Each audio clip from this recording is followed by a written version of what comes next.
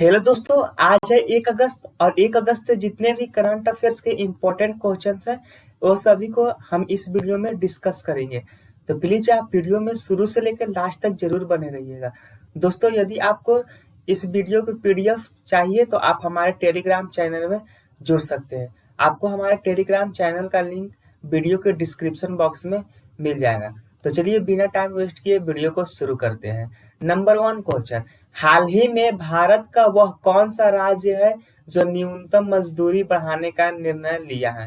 तो दोस्तों वह राज्य है राजस्थान। तो इसका राइट आंसर क्या हो जाएगा? इसका राइट आंसर है दोस्तों बी हो जाएगा। आप याद रखिएगा। चलिए इसके बारे में कुछ और जान लेते हैं, इंपॉर्टेंट पॉइंट्स देख लेते हैं। राजस्थान सरकार ने राज्य में न्यूनतम मजदूरी बढ़ाने का निर्णय लिया है। प्रत्येक श्रेणी के लिए न्यूनतम मजदूरी में 27 रुपये प्रतिदिन की वृद्धि की जाएगी। कितने रुपए की वृद्धि की जाएगी दोस्तों? 27 रुपये के, आप याद रखिएगा। अकुशल कामगारों को अब 225 रुपये प्रतिदिन के मुकाबले 252 रुपये प्रतिदिन मिलेंगे। कितने रुपये अब मिलेंगे दोस्तों? 252 रुपये, आप याद रखिएगा। जबकि अर्ध कुशल श्रमिकों को 237 रुपये प्रतिदिन के मुकाबले अब 264 रुपये प्रतिदिन मिलेंगे, आप याद रखिएगा। चलिए नेक्स्ट क्वेश्चन की ओर आगे बढ़ते हैं। हाल ही में भारत का वह कौन सा राज्य है जो इन्वेस्ट इंडिया के साथ समझौता किया है? तो दोस्तों हाल ही में वह राज्य है जो वह मेघालय है, आप याद रखिएगा। मेघालय राज्य है जो इन्वेस्ट इंडिया के साथ समझौता किया है। चलिए इसके बारे में कुछ और इम्पोर्टेंट पॉइंट्स को देख लेते हैं। Meghalaya estate investment promotion society यानी कि MSIP ने राज्य में व्यापार और उद्योगों को बढ़ावा देने के लिए वाणिज्य और उद्योग मंत्रालय के इन्वेस्ट इंडिया के साथ एक समझौता ज्ञापन पर हस्ताक्षर किए हैं। समझौता ज्ञापन का उद्देश्य राज्य में व्यापार और उद्योगों को बढ़ावा देने के लिए प्रमुख विकास क्षेत्रों में निवेश के अवसरों का लाभ उठाना है। क्या है दोस्तों? समझौता जो ज्ञापन का उद्देश्य है वो राज्य में है व्यापारों और उद्योगों को बढ़ावा देने के लिए प्रमुख विकास क्षेत्रों में क्या है? निवेश के अवसरों का लाभ उठाना है, आप याद रखिएगा।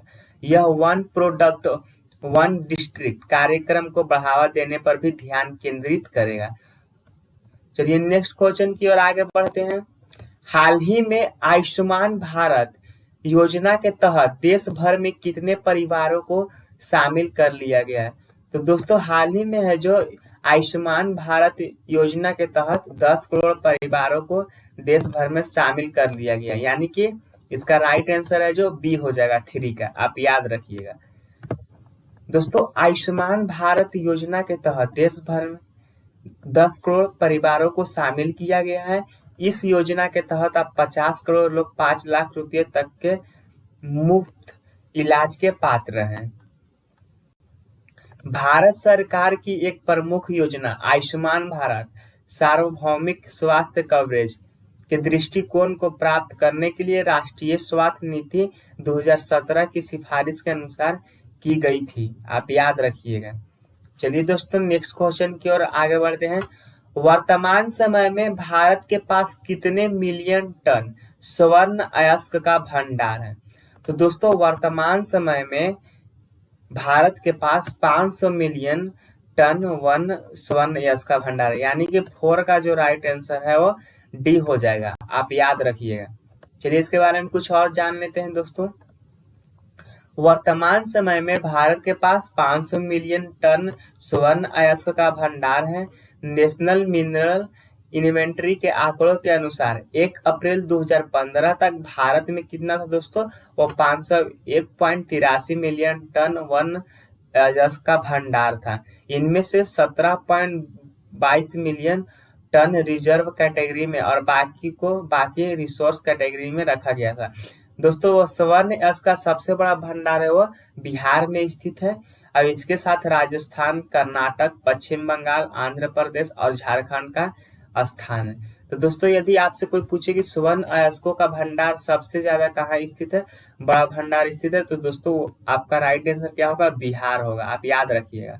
बिहार में है जो इसका भंडार सबसे ज्यादा है। चलिए नेक्स्ट क्वेश्चन की ओर आगे बढ़ते हैं। वह कौन सा देश है जिसने हाल ही में घोषणा किया है कि वृद्ध नागरिकों को देगा बूस्टर शॉट? तो दोस्तों वह देश है इजराइल, यानी कि 5 का जो आंसर है वह सी हो जाएगा, इजराइल, आप याद रखिएगा। चलिए इसके बारे में कुछ और जान लेते हैं। इजराइल वृद्ध नागरिकों को देगा बूस्टर शॉट। इजराइल के प्रधानमंत्री ने घोषणा की है कि देश के उन 60 से अधिक आयु के लोगों को कोरोना वायरस बूस्टर शॉट देगा जिन्हें पहले ही टीका लगाया जा चुका है। किसे बूस्टर शॉट मिलेगा दोस्तों? जो पहले से ही टीका लगवा चुके हैं। इसके साथ इजराइल अपने नागरिकों को व्यापक पैमाने पर पश्चिमी वैक्सीन की तीसरी खुराक की पेशकश करने वाला प्रथम देश बन गया। किसकी खुराक दोस्तों? तीसरी खुराक, आप याद रखिएगा। यह पहला मतलब देश है जो तीसरी खुराक पेशकश कर रहा है।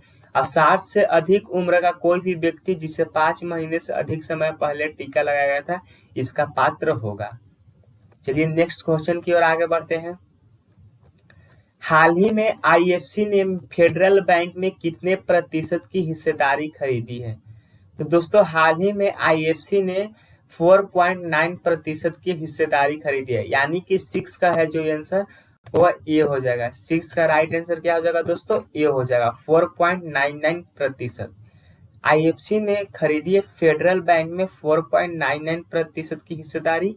आईएफसी और एफसी एसेट मैनेजमेंट कंपनी द्वारा प्रबंधित 2 निवेश फंडों ने 916 करोड़ रुपए में फेडरल बैंक लिमिटेड यानी कि एफबीएल में 4.99 हिस्सेदारी खरीदी है। यह 2 fund IFC financial institutions growth fund LP और IFC emerging Asia fund LP है।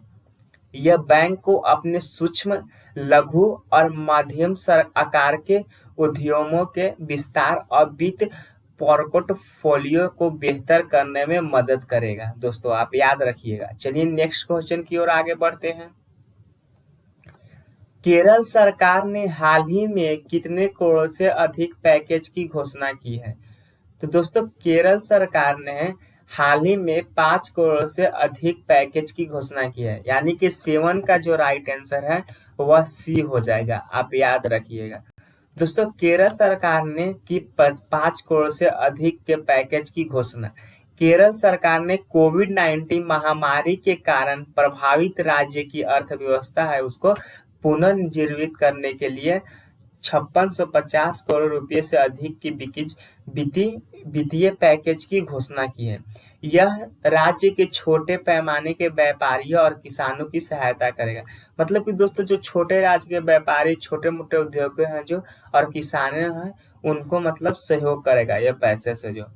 और सरकार काफी रियायती ऋण देगी और 2 लाख रुपए तक के ऋण के लिए 6 महीने के लिए ऋण के ब्याज का 4% वहन करेगी, आप याद रखिएगा। चलिए नेक्स्ट क्वेश्चन की ओर आगे बढ़ते हैं। कितने लिथियम अन्वेषण परियोजनाओं पर कार्य कर रहा है जीएसआई? तो दोस्तों हाल ही में जो जीएसआई है वो 7 लिथियम पर अन्वेषण परियोजनाओं पर कर रहा है, यानी कि इसका 8 का जो राइट आंसर है वो बी हो जाएगा, 7 लिथियम, आप याद रखिएगा। 7 लिथियम अन्वेषण परियोजनाओं पर कार्य कर रहे हैं जीएसआई। दोस्तों आप याद रखिएगा। भारतीय भूवैज्ञानिक सर्वेक्षण ने अरुणाचल प्रदेश, आंध्र प्रदेश, छत्तीसगढ़, झारखंड, जम्मू कश्मीर और राजस्थान में 7 लिथियम अन्वेषण परियोजनाओं शुरू की है। इसके अलावा परमाणु अन्वेषण और अनुसंधान निदेशालय ने कर्नाटक और राजस्थान में लिथियम की खोज की है। ऐसा केंद्र सरकार द्वारा लिथियम आयन सेल बनाने के लिए पीएलआई योजना की घोषणा के अनुरूप किया गया है। दोस्तों किस योजना के अनुरूप किया गया है? पीएलआई योजना की घोषणा के अनुरूप किया गया है, आप याद रखिएगा। चलिए नेक्स्ट क्वेश्चन की ओर आगे बढ़ते हैं। हाल ही में किसने academic bank of credit and artificial intelligence कार्यक्रम लॉन्च किया? तो दोस्तों हाल ही में नरेंद्र मोदी जी यानी कि भारत के प्रधानमंत्री जो है नरेंद्र मोदी जी, उन्होंने artificial academic of credit and artificial intelligence कार्यक्रम लॉन्च किए हैं। पीएम मोदी ने लॉन्च किया academic bank of credit and artificial intelligence कार्यक्रम। पीएम मोदी ने एकेडमिक बैंक ऑफ क्रेडिट सहित कई शैक्षिक पहल शुरू की है जो उच्च शिक्षा के छात्रों के लिए कई प्रविष्टियां और निकास विकल्प प्रदान करी। जो मतलब दोस्तों उच्च हाई क्लास के छात्र हैं जो पढ़ाई कर रहे हैं। एकेडमिक बैंक ऑफ क्रेडिट की परिकल्पना एक डिजिटल बैंक के रूप में की गई है जो किसी भी पाठ्यक्रम में एक छात्र द्वारा अर्जित क्रेडिट रखता है। एकेडमिक बैंक ऑफ क्रेडिट बहुविषयक और समग्र शिक्षा और उच्च शिक्षा मतलब कि हायर एजुकेशन में बहुप्रवेश और निकास की सुविधा के लिए एक प्रमुख साधन है।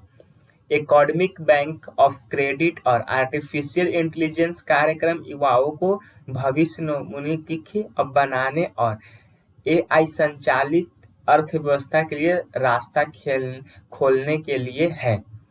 दोस्तों चलिए नेक्स्ट क्वेश्चन की ओर आगे बढ़ते हैं। हाल ही में भारत के कितने बाघ अभयारण्यों को CATS मान्यता मिली है? तो दोस्तों हाल ही में भारत के 14 अभयारण्यों को CATS मान्यता मिली है, यानी कि जो 10 का राइट आंसर है वह बी हो जाएगा। आप याद रखिएगा 14 बाघ अभयारण्यों को, भारत के 14 बाघ अभयारण्यों को मिली CATS मान्यता। भारत में 14 बाघ अभयारण्यों को 29 जुलाई कब मिला? तो दोस्तों 29 जुलाई 2021 को अंतर्राष्ट्रीय बाघ दिवस के अवसर पर वैश्विक संरक्षण सुनिश्चित बाघ मानकों यानी कि global conversation Azure tiger standards की मान्यता प्राप्त हुई है। राष्ट्रीय बाघ संरक्षण प्राधिकरण नेशनल टाइगर कन्वर्सेशन अथॉरिटी यानी कि NTCA ने बाघ रक्षकों को बाघों और जंगलों की रक्षा के लिए उनके प्रयासों के लिए मान्यता दी है। कार्यक्रम के दौरान NTCA का वैमानिक न्यूज़लेटर स्ट्राइप्स भी जारी किया गया। भारत में 14 टाइगर रिजर्व जिन्हें CATS से प्रतिष्ठित वैश्विक मान्यता प्राप्त हुई। कितने टाइगर रिजर्व है?